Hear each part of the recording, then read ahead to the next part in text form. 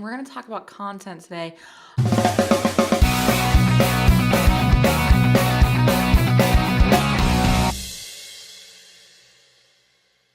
Earlier this week on the podcast, I talked about what I do after I record, and I wanted to talk a little bit about that again, and I want to talk about why it's so important.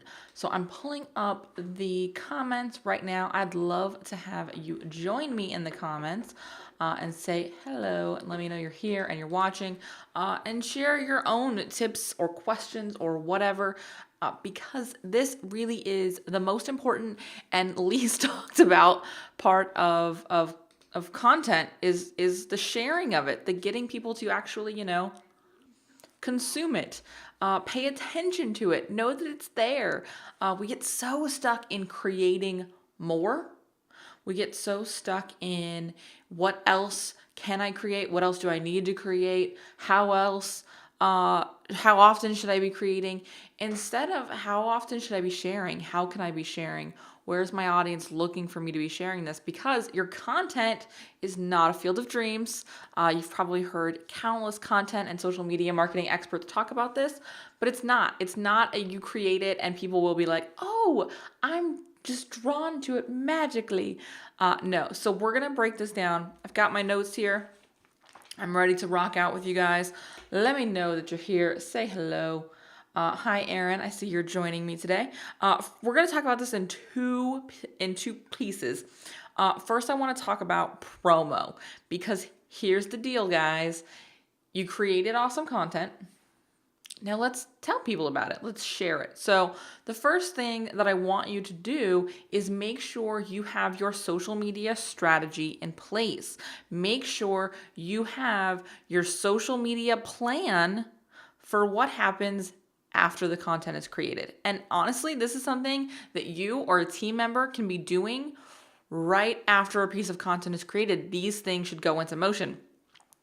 For example, when I get done recording this piece of content today, this Facebook Live, there is actually a plan for what happens with it. There is actually a strategy and a piece, a whole structure of what happens next. If you would like to know what that is, I will tell you. Charles will take this video and he will edit it and upload it to YouTube. He will get a transcription from Rev so that we can add the captions here, because it's faster than Facebook's caption feature. I'd rather pay for speed. Although Facebook's does come out very quickly, but it doesn't come out super accurately so far. Anywho, that piece of YouTube content will go up with a description with keywords, and that will then get added and shared inside of our social media queues and out on Twitter and all of those places. And so there's a whole actionable steps that happen when this video is done. The same is true when I get done recording a podcast. The podcast goes in and gets a transcription. It gets scheduled for its assorted social media pieces, and then it goes into the queues. And that transcript gets turned into things. We'll talk about that when we get into repurposing, but everything happens right after the content is created. And so when you take the time to build out exactly what happens and exactly what that system is and exactly who on the team, whether it's you or somebody else, does that, it's a no-brainer that content's going to get promoted, because everybody knows exactly what their job is and everybody knows exactly what the steps are. And so I really want to encourage you to take a step back from creation and take a step forward in strategizing the marketing of that creation, the sharing of that creation. And here's the deal. This is valuable for two reasons. One, people cannot get your value. People cannot learn from you. They cannot consume your message. They cannot be impacted by your message if they don't know it exists. It really is that simple. I know it seems silly, but if they don't know that your content is there, they can't read it, they can't watch it, they can't listen to it, and they can't be impacted by it. So you can't serve your community if you're not putting a structure in place to share the content you're creating. So take the time to lay out that strategy, build out that plan, know exactly what content is going live, when it's going live, where it's going live, and where the sharing of that content happens afterwards. Number two, your business cannot grow if they cannot consume the content. Most of us are not creating content for the sake of content. Most of us are not creating content just because it's a super fun time. Most of us are creating content because we want to get a client from a problem to a solution, whether that's through delivering them a product, that's through putting them into a program, that's through one-on-one services, that's through one-on-one support or coaching or whatever. We want to get them from problem to solution. The best way for us to get them from problem to solution is to first make them aware that we have the solution to the problem. So again, that's not just about creating content, but that's about sharing that content. It's about allowing them to hear your message, going back to this first piece. So build this plan. And it doesn't have to be complicated. I think I showed you guys last week. We actually have, our social media strategy laid out. I lay out in a notebook. I think I showed this to you guys. I might have actually shown this to the backstage peeps, but we actually have it all laid out in a notebook. You can kind of see here. And so we take this and lay out, okay, so where does our content fit into this and whose job is it to get it there? And so in our case, Charles does most of that. I'll be honest, it's not me. I create the content and he does all of the stuff afterwards. And that may be the case for you too. That may not be the case for you yet. I don't care who it is, just that it gets done. And so I know exactly what needs to happen, where this content needs to be promoted. And from there, we can actually lay out, okay, so this is the step-by-step system that needs to happen. And what's cool about having this documented, guys, is if maybe you're doing this solo right now, but one of your goals for 2017 is to bring on a VA or a social media person who can help, then it's already there for them to take over. Kathleen says, thanks, Stacey. Have to run hubby to work. We'll check this again later per your system to distribute. See, this is why it has to go out in lots of ways. I love it. Yay. Thanks, Kathleen. So here's the deal, guys. When you document it, it's easy to bring somebody in and it's easy for somebody to come and say, oh, I get this. I can just jump right in and take action. And so that's why we have it laid out. In the meantime, if this is you know exactly what you need to do, especially when it's still just you. It's very, very difficult to keep track of everything. So if you have it laid out exactly what needs to go where and exactly what you need to be doing, then it's a no-brainer. This is the system. You build the habits, okay? So figure out where those pieces are. Remember, each network is going to have its own thing. Guess what, guys? This is a way of sharing my podcast from Tuesday. That's right. This is pretty similar content to that. And if you want to learn more, you can go check out the podcast. If you want to go even further, you can join Backstage.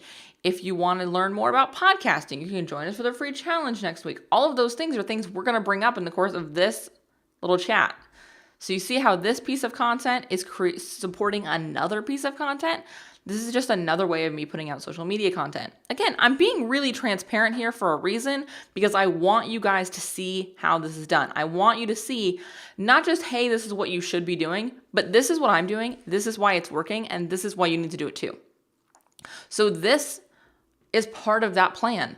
The Facebook post that goes out on Tuesday morning when the podcast episode goes out, that's part of that strategy or that system. The tweets that go out once per day for 7 days with the most current episode, that's part of that system. The status updates that go out to LinkedIn are part of that. The LinkedIn publisher post that I do on Wednesday that I just remembered I didn't do yesterday and will do after this. It's sitting there waiting for me to hit publish. That will go out. And again, that supports that Tuesday piece of content. It usually goes out Wednesday or Thursday. The newsletter, my actual email goes out supporting that podcast on Tuesday mornings. Instagram, Tuesday, usually midday. I post a photo with a call to action to check the link in the bio, which guess what that links to, guys? The content I created. So I spent 15, 20 minutes creating content. Okay, probably a little bit more than that, but I created a 15-minute piece of content, and from there, I spend a whole lot more than 15 minutes talking about that content and driving people to that content because that's where the value is. And I do that in a way that provides value. That could be breaking up into quotes, that could be breaking out action items, that could be providing additional value in a video, that could be providing additional value in a LinkedIn publisher post, whatever that is. You can see that structure of me using all of my tools to drive traffic back to one piece of content. And that is really where I get people listening and consuming the content I want them to consume. Cool? All right, so let's dive in because I want to keep this relatively brief. Let's dive into repurposing. I've touched on it a little bit, and I'm over here because my notepad's over here. LinkedIn, that's a great way to be purposeless. So the first thing that happens after I'm done creating a piece of content is it goes to rev.com, rev.com. From there, a transcript is created. That transcript becomes the show notes for the page because the SEO value in that is incredible. And when you talk about a podcast, you don't have a lot of keywords because guess what? It's audio. And I'm awful at writing show notes because I don't like it. And so I get a transcript created, and it helps because now you can consume that piece of content in two ways. So people who don't want to listen to me yammer on can read the transcript, or people who want to save it for, future reconsumption can do that really easily. Sorry for the weird light right here. The sun just came out here in California. It's been very rainy today. Also, I can take that transcript and use that to create that LinkedIn publisher post that drives back. So I'm not having to write more stuff. I'm just pulling from that transcript to create what I need to create to drive that content or that traffic to that piece of original content. I'm also able to use that to create guest posts for other sites that are going to not necessarily drive traffic back to that specific piece of content, although I have done that in some cases, but drive traffic just to my site in general, help expand my expertise, help get really quality link backs back to my site from an SEO perspective, and from a establishing your personal brand and expertise standpoint, just sort of get my name out there more.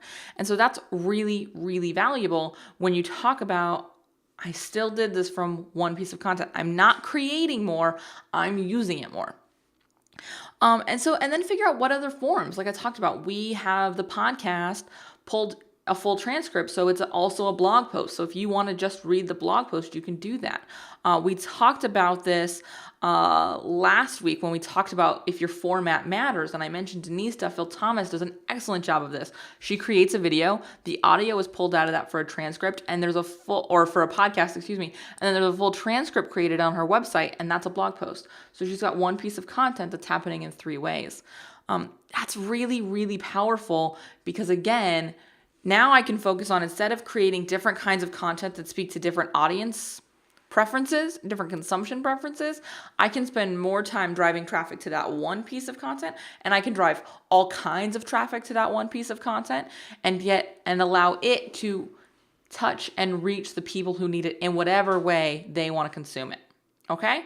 And that's really where I want you to spend 2017 focusing. Instead of focusing on creating more, I want you to focus on marketing it more. Several years ago, Derek Halpern had either a blog post or a graphic, I can't remember what it is. I'll have to see if I can find it and post it in the comments, about, it's 20% creating content and 80% marketing your content. And that is absolutely true. And guess what, guys? In the several years since he said that, it's gotten exponentially more true because there's more of us than ever creating content. There's more podcasts than there's ever been before, more YouTubers than there's ever been before, more bloggers than there's ever been before, which means there's a whole lot to consume. So you need to make sure that you're not just saying, oh, I market all the time, I write a blog post every week. No. I write a blog post every week, and this is what I do to support that piece of content. I have a podcast that goes out twice a week, and this is what I do to support that content. I do daily videos, and this is what I do to support that content. Figure out not just the how often, but the how often you market the content. That's the missing piece for a lot of you when it comes to why your content's not working, why your social media is not working, because you're not talking about it. You're not sharing value there. And a great way to share value on social media is to create content that you can drive people to. It really is that easy, and especially if you're finding that right now you're sharing content all the time. It's just not your content because you don't want to bother anybody with your content. You just want to, you want to be authentic and you want to share other people's content, and that's great. And other people's content should be a huge part of your strategy, but so should your content. So make sure your content is in that plan. is very clear when it goes out. And again, that comes back to building the system. So when a piece of content is created, what are those next steps? What are the pieces that happen after that? Because that is where the difference is made in consumption and in content mattering and getting results. All right. All right. So I mentioned it super briefly, but if you are interested in learning all about podcasting, next Tuesday, yes, next Tuesday, the 24th, we are going to kick off the Launch Your Podcast Challenge, and we're going to do it live. You'll get a daily email on Tuesday, Wednesday, Thursday, and then a wrap-up email on Friday. But we're also going to do Facebook Lives right here on Facebook. We're going to talk about gear. We're going to talk about launching strategies. We're going to talk about what you need to know before you launch. So go to thestaceyharris.com/free training, and I will put that in the comments below. Sign up, join us. It's going to be so fun. I cannot wait to see the podcasts that come out of this. And I think what we're going to do is we're going to feature a few of those podcasts in April when we run this challenge again. So if you want to join us, get committed to launching your show, and I'll promo it for you in April when we run this challenge again. Sound good? All right, I'm really excited. Thank you for hanging out with me live. I really appreciate it. If you're watching the replay and you have comments, of course, leave them below. I will be back around to answer them. The clouds are settling back in here in Southern California. I'm going to go get ready for a training inside of Hit the Mic Backstage where we're doing Ask Me Anything today. I cannot wait. I will see you in the challenge and or backstage. I'm excited. I'll see you soon. Bye, guys.